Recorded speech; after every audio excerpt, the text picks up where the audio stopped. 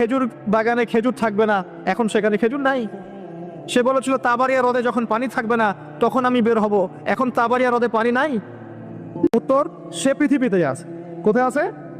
পৃথিবীতেই। কোথায় আল্লাহ পাক রেখেছেন আমরা জানি না, কিন্তু সে যে পৃথিবীতেই আছে তার প্রমাণ তামিমদারির একটা হাদিস। তামিমদারি রাদিয়াল্লাহু আনহু একটা দ্বীপের মধ্যে দাজ্জালকে বন্দী অবস্থায় দেখেছেন। দেখে নবীর কাছে এসে বলেছেন যে আমি এটা দেখেছি। নবী সাল্লাল্লাহু আলাইহি ওয়াসাল্লাম বলেছেন আমি তোমাদেরকে যে দাজ্জাল সম্পর্কে সতর্ক করেছিলাম এটাই সেটা, সে বের হবে অচিরেই।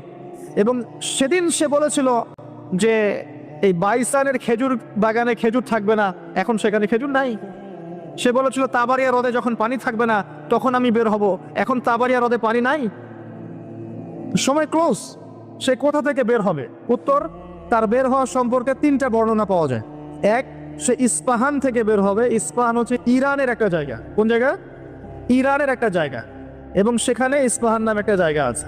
এমন হতেই পারে